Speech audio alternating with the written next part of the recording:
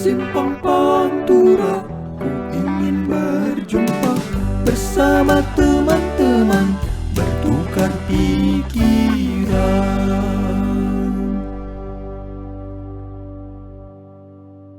Halo teman-teman semuanya, selamat datang di episode pertama segmen Pantura. Apa itu Pantura? Panel tukar pikiran. Itu tadi rada lama mikirnya. hampir lupa Hampir lupa.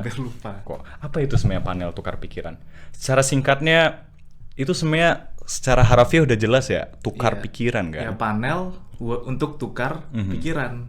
Panel tuh ya media lah bahasa, atau tempat kita bertukar pikiran di sini tuh. Platform untuk kita sebagai khususnya generasi-generasi muda Indonesia untuk mendiskusikan berbagai hal yang terjadi dan sedang relevan di belahan dunia yang lain, dan juga sangat relevan buat generasi Indonesia sekarang gitu. Dan kita hari ini kedatangan ya. Iya. Tapi mereka ya di Kedatangan virtual. kedatangan Kita virtual. undang secara virtual. Kita undang secara virtual teman-teman kita dari Indonesia. Tapi sebelum kita perkenalkan dulu, di panel diskusi ini, topik kali ini di Pantura, kita akan membahas tentang apa, Bim? Satu hal yang kalau sekarang sih udah lumayan lama ya, hampir setahun ya. Hampir setahun. Cuma Hampir setahun. masih aja jadi masalah. Itulah. Masih aja. Belum surut. Masih di sini-sini aja kita. Benar sekali. Apa itu temanya? Apapun Terkait dengan Koronski. dengan Corona COVID 2019. Tentunya di berbagai negara itu berbeda-beda ya obstacles-nya. Tetapi yang pengen kita perhatiin ini obstacle yang ada di Indonesia. Karena sepertinya di Indonesia ini sebenarnya gimana sih gambarannya kelihatannya? Nah itu makanya kita kan di sini kuliah di Jerman nih. Benar. Makanya kita langsung ajak teman-teman kita dari Indonesia langsung. Ini kita ada Reski Ariando, ada Ade Firman Kurniawan, dan ada Ramadan Ali Firdaus. Dan kita akan perkenalkan satu-satu. Kenalkan, namaku Reski Ariando. Saat ini aku baru lulus dari S1 Teknik Mesin UGM. Terima kasih. Assalamualaikum warahmatullahi wabarakatuh. Siap. Waalaikumsalam. Waalaikumsalam. Bu Bapak kayak ingin memulai pidato, Bapak Ando. Ya, Oke. salam kenal semuanya. Halo, perkenalkan nama saya Ade Firman Kurniawan ya, biasanya dipanggil Firman. Saat ini kondisinya saya lagi koas ya, atau pendidikan profesi kedokteran di Universitas Pajajaran, tempatnya di RSAS gitu. Salah satu teman-teman mungkin kita ya nakes yang sangat terdampak dengan COVID gitu ya. Ini diskusinya sangat relate sekali. Wah, relate sekali. Nice.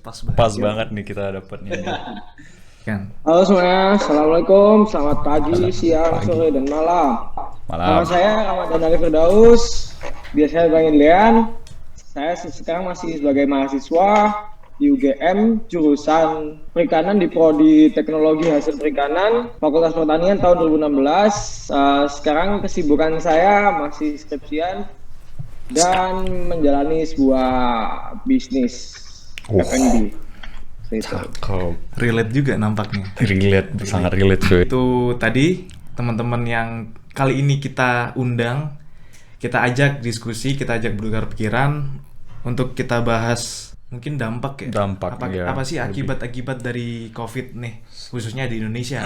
Sangat tertarik dengan mulai gelombang awalnya dulu sih. Karena gue masih ingat banget, waktu itu kan di Jerman itu 2019 ini gue baru dengar Desember kan. Dan gue baru lihat video viralnya itu Januari 2020. Nah, itu baru viral tuh karena di video-video kan banyak orang yang dari Cina Iya. yang tiba-tiba ada yang pingsan gitu Iya, kan. Banyak banget Itu kan udah di mulai Instagram. sih. Udah mulai. Tapi di Jerman tuh belum ini. Belum sampai. Belum sampai. Orang-orang masih anggap sepele gitu kan. Masih di Cina. Dan baru paniknya itu bulan-bulan Februari, bulan-bulan Maret kan. Kita langsung Iya. kayak wah, lockdown gitu kan. Mulai Maret kalau nggak salah lockdown. Kalau di Jerman ya. Di Jerman. Nah, buat teman-teman nih, kebetulan ini kan dari mungkin Ando yang sama Dean kan dari UGM nih. Dan kebetulan kan mungkin pada saat awal mula penyebaran di Indonesia itu lagi di Jogja ya berarti ya? Itu lu lagi ngapain? Waktu lu dengar pertama kali tentang corona itu pada saat gimana dan pada saat kapan?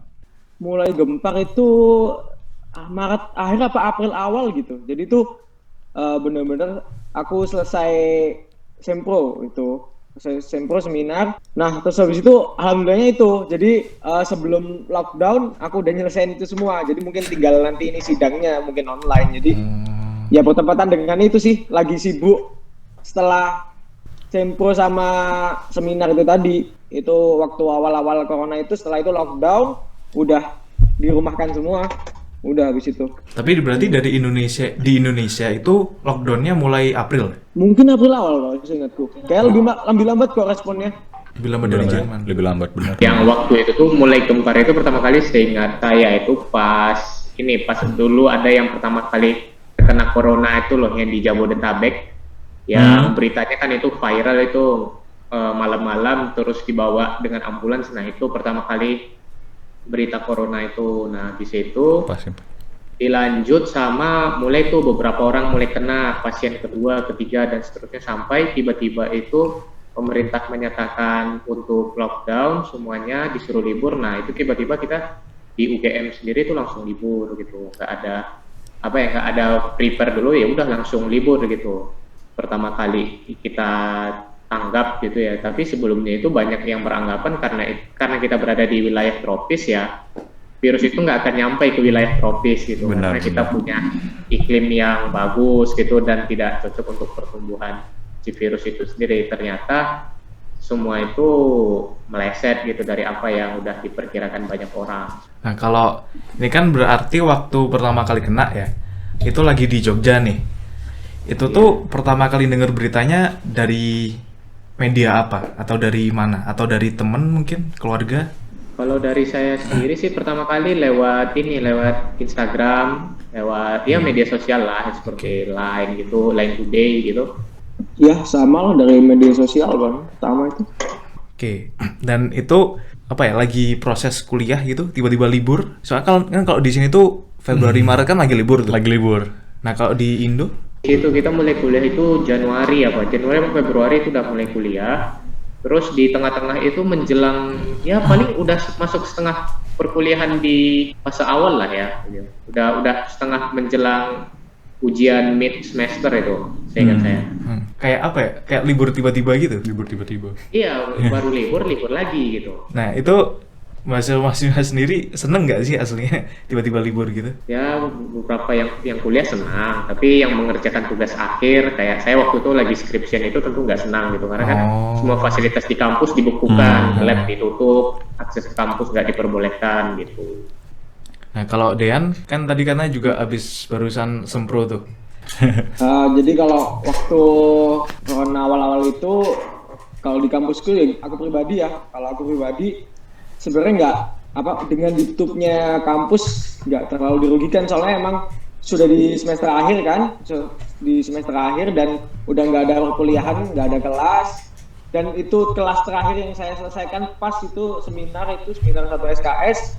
Habis itu setelah itu lockdown gitu. Jadi mungkin kalau untuk pribadi aku nggak terlalu ini sih, nggak terlalu berefek, apalagi skripsiku juga nggak bergantung dengan lab, jadi cuman sebar kuesioner online kayak gitu, jadi nggak terlalu dirugikan gitu. Tapi ya teman-teman yang nge-lab bener-bener kasihan banget, jadi kayak bener-bener penelitiannya terhenti gitu secara tiba-tiba. Nih gua penasaran buat Firman nih, karena seperti ini ya kedokteran Unpad kan tadi perkenalannya kan, jadi maksudnya ini kan tadi 2 UGM, universitas yang sama. Itu aja udah ada pendapat yang berbeda itu. Nah itu dia, yang kerennya itu karena mungkin ini ya, satu orang gimana ya ngelihatnya itu, kita bisa lihat kayak satu benar-benar ini kan, padahal situasinya sama kan, hampir sama kan, misalnya satu ada yang tugas akhir, ada yang baru kelar sempro ya, atau sama-sama tugas akhir tapi satunya perlu pakai kuesioner, satunya pakai lab, itu kan beda juga dampaknya gitu loh. Nah kalau misal buat Firman nih, Bang Firman yang dokter kan di Unpad nih, gimana tuh di Bandung? Menarik ya, tadi yang udah dipaparin sama Ando sama Dean. Ini mungkin teman-teman yang berlatar belakang non medis ya. Nah, untuk yang medis nih mungkin sedikit lebih menarik gitu ya. Jadi memang karena interest kita memang fokusnya di kesehatan, jadi informasi mengenai corona ini sebenarnya sudah terdengar dari bulan Oktober kalau di telinga kita gitu ya. Dan sebenarnya basicnya coronavirus pun udah ada dari sejak zaman dulu tuh udah ada sebenarnya coronavirus. Tapi yang SARS-CoV-2 ini kan baru gitu kan, dengan genetik yang baru gitu. Nah itu udah kita dengar dari kasus pertama kali di China, kita udah aware dari awal. Ya dari pihak rumah sakit pun, dari fakultas pun sudah merancang segala bentuk kemungkinan yang ada. Jadi waktu itu awal-awal kemunculan corona kan bulan Maret ya di Indonesia ya. Kasus pertama kali terkonfirmasi itu bulan Maret, yang warga Depok ya, betul. Nah itu tuh kondisinya kalau aku tuh lagi koas bedah waktu itu. Kebetulan pas banget kalau aku waktu itu lagi jaga IGD. Nah waktu itu tuh lagi jaga IGD ya kan. Nah kita tuh sudah dengar kabar itu dari Januari Februari lah sebenarnya mengenai corona ini. Ya kan, tentang penyebarannya sebagainya kita udah paham lah. Nah wah waktu itu dideklar langsung kan dari pihak fakultas, wah ini udah ada kasus terkonfirmasi COVID di Indonesia. Pada saat detik itu juga, kita semua dipulangkan dari IGD, koas. Langsung pulang semuanya.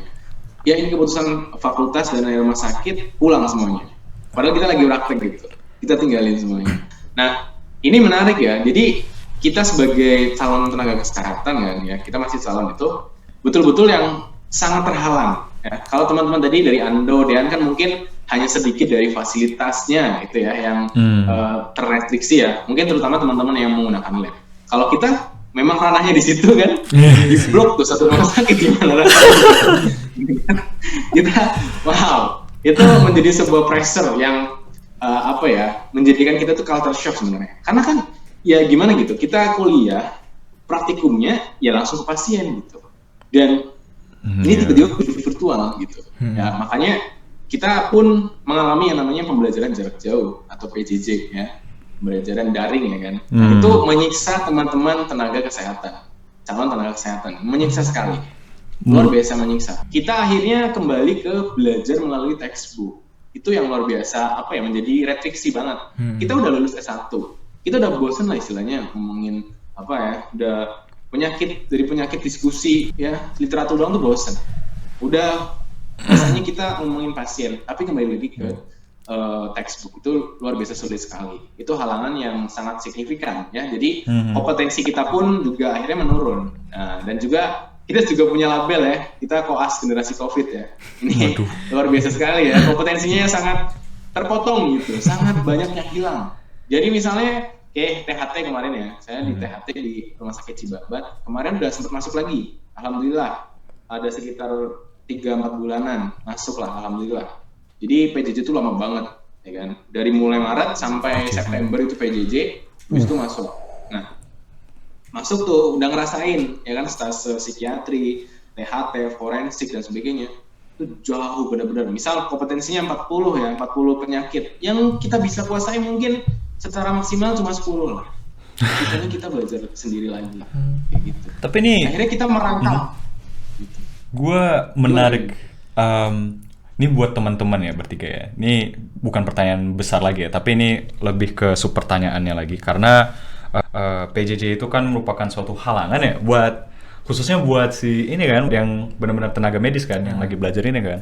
Nah, menurut lu nih dari apakah itu sebuah, ini buat pertanyaan buat teman-teman semua, apakah ada kebijakan yang lebih baik?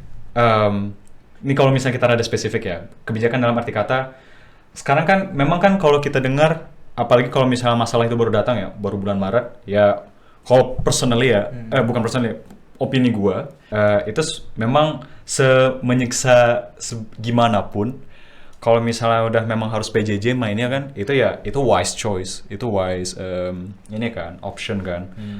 Tapi ya memang banyak disadvantages-nya. Nah, mendengar dari teman-teman semua ini, ada yang restriksi lab. Tapi kalau buat teman-teman, yang kalau misalnya boleh egois sekali lah, ada nggak terpikirkan kebijakan yang lebih baik buat kalian pada saat itu terjadi? Daripada PJJ, mending kitanya gini dah. Tenaga medis misalnya, mending tenaga medis tetap terjun tapi dibatasinnya waktunya. Gitu sih. Ada nggak keinginan-keinginan seperti itu? Sebetulnya jadi sebetulnya kegiatan ya, terutama untuk kita sebagai calon tenaga medis itu kita memang terbatasi. Kenapa akhirnya menjadi PJJ lagi? Sebenarnya karena dari kemampuan rumah sakit dan kebijakannya untuk mengurangi exposure kita terhadap pasien. Gitu. Karena kan dengan dibukanya fasilitas kesehatan, ya apalagi RSAS adalah rujukan nasional kan juga setelah RSCM, ya kan, dan rujukan nomor 1 COVID di Jawa Barat. Jadi itu exposure-nya luar biasa sekali gitu. Kita pernah berpikir dari kami berpikir untuk hybrid, sehari masuk, sehari online, sehari masuk, sehari online. Apakah itu baik? Sangat-sangat buruk karena akhirnya exposure-nya kita dapetin oleh semua mahasiswa. Ini gitu sekarang kita lagi shifting gitu. Nah, gimana sih apakah itu wise atau enggak atau ada pilihan lain? Sebetulnya ya bagi kami sebenarnya ya nggak ada pilihan lain, maju nggak maju terpapar. Maju nggak maju terpapar. Nih. Ya kan mau nggak mau kita tenaga kesehatan, ya kan apalagi guru-guru kita udah pada gugur, ya kan? Ya kita mau nggak mau harus turun sebetulnya sih opini aku ya. Jadi kita sekarang sebagai tenaga medis sudah diwajibkan harusnya dibekali dengan ilmu-ilmu pandemi, ilmu-ilmu corona sebagainya yang betul-betul memang difokuskan untuk menyelesaikan permasalahan ini. Karena ya kalau nggak diselesaikan, ya meskipun ini dalam satu sisi ya jadi tenaga kesehatan, tapi itu sangat membantu menurutku ya untuk memberikan kepuasan terhadap kita sebagai anak didik gitu ya, dan juga bisa berkontribusi terhadap kondisi corona gitu. Jadi benar-benar sebenarnya nggak masalah bagi kami ya, karena memang ya turun nggak turun terpapar, ya kan, cepat atau lambat terpapar kayak gitu. Jadi ya udah kalau bisa cepat aja nggak masalah. Yang penting setelah itu kita bisa berkontribusi lebih. Intinya sih gitu. Kita mah udah Bondowangi lah, udah serius, udah lekat aja gitu. Bondowangi apa? Nah, udah lekat. Nah, terkait ya karena ya itu ya se-safe apapun sebenarnya ya, bukannya kita mengesampingkan kesehatan kita masing sendiri ya sebagai tenaga kesehatan. Cuma ya melihat kondisi yang mungkin kalau kita biarkan ya akan bertahun-tahun pandeminya, ya mau nggak mau kita harus mengambil tindakan yang sedikit ekstrim. Nah ini aku ada pertanyaan sih buat Bang Firman. Tadi kan katanya kan corona itu udah ada nih sejak lama kan, cuma berevolusi secara genetik jadi yang SARS-19 nih. Nah itu berarti apakah mahasiswa kedokteran di Indonesia dan beserta institusi kesehatan di Indonesia itu udah tahu sebelumnya, sebelum media nyebarin berita ini kalau bakal ada COVID-19 ini? Berarti lebih tahu duluan ya? Oh, menarik ya. Betul, itu sudah menjadi kajian kita ya. Jadi kayak dari bulan Januari, Februari kita sudah melakukan kajian banyak sekali tentang COVID sebenarnya. Dan itu sudah menjadi materi wajib bahkan bagi semua departemen, baik THT, penyakit dalam, psikiatri, semuanya kita sesuaikan adjustment kepada COVID. Siap. Itu udah, karena ya patokan kita adalah evidence based gitu. Kita sudah dari ID ya, dari persatuan berbagai macam spesialis sudah melakukan mediasi advokasi kepada pemerintah gitu. Cuma ya kita bisa melihat mungkin pemerintah memiliki banyak sekali pertimbangan sehingga langkah yang diambil mungkin belum diambil dari saran-saran dari kita tenaga medis gitu. Jadi mungkin berarti Ikatan Tenaga Medis Indonesia ini bahkan jauh sebelum berita pertama yang di Depok tuh kalau nggak salah itu udah istilahnya udah bergerak berarti ya? Iya. Tapi belum ada feedback dari pemerintah gitu. Ya, belum. Menarik. Nah, ini itu dari opini aku ya. Like dan subscribe agar kita mampu wawancara dengan Chelsea Islan dan Ayana.